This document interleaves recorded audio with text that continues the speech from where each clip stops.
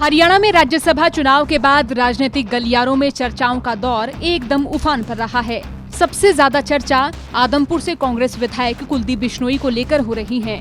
राज्यसभा चुनाव के बाद से ही कयास लगाए जा रहे हैं कि राज्यसभा चुनाव में बीजेपी समर्थित निर्दलीय उम्मीदवार कार्तिकेय शर्मा को वोट करने वाले कांग्रेस विधायक कुलदीप बिश्नोई बीजेपी में शामिल हो सकते हैं।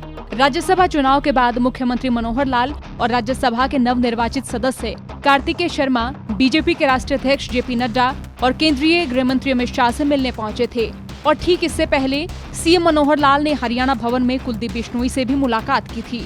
एक मुलाकात के दौरान सीएम मनोहर लाल ने कहा था कि कुलदीप के मन में बीजेपी में शामिल होने का विचार है, मगर वो क्या कर रहे हैं, क्या कहते हैं, ये वो जाने। लेकिन कुलदीप बिश्नोई जब भी बीजेपी में आना चाहेंगे, पार्टी उनका स्वागत करेगी। बता दें, राज्यसभा चुनाव में क्रॉस वोटिंग के चलते कांग्रेस की ओर से कुलदीप बिश्नोई को पार्टी के पदों से तत्काल प्रभाव से निष्कासित कर दिया था, जिसमें कांग्रेस कार्य समिति के विशेष आमंत्रित सदस्य का पद भी शामिल रहा।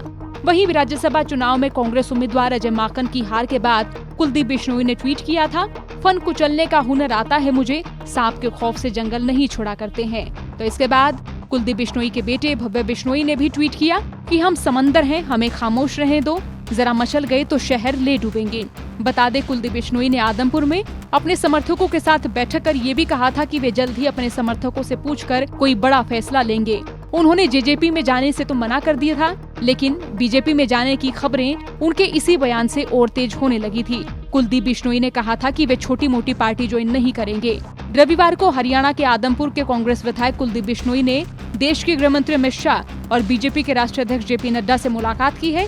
इस मुलाकात से कयास लगाए जा रहे हैं कि वो कांग्रेस का दामन जल्द ही छोड़ सकते हैं और फिर बीजेपी में शामिल हो सकते हैं। इसके साथ ही उन्होंने अमित शाह और जेपी नड्डा से मुलाकात के बाद अपने ट्विटर हैंडल अकाउंट से कांग्रेस हटा दिया है और ट्वीट करते हुए ये लिखा, मैं बीजेपी के राष्ट्रीय अध्यक्ष जेपी नड्डा से मिलकर अति गर्वित हुआ।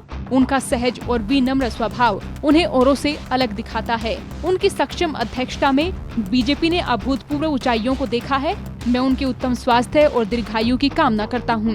तो वहीं कुलदीप बिश्नोई ने अमित शाह के साथ तस्वीर शेयर करते हुए ये लिखा, श्री अमित शाह जी से मिलना एक वास्तविक सम्मान और खुशी की बात थी। एक सच्चे राजनेता, मैंने उनके साथ बातचीत में उनकी आभा और करिश्मा महसूस किया। भारत के लिए उनका दृष्टिकोण विस्मयकारी है। अपनी जुबान के लिए सरेरा हो जाना बहुत कठिन है, अमित शाह हो जाना। इन तस्वीरों को देखकर कुलदीप बिश्नोई के बीजेपी ज्वाइन करने के कयासों ने और जोर पकड़ लिया है। अब देखना होगा कुलदीप बिश्नोई अपने पत्ते कब तक खोलते हैं। आपका इस मसले पर क्या सोचना, कमेंट कर जरूर बताएं। साथ ही चौगरदा की खबरों के लिए बने रहिए हरियाणा तक के साथ।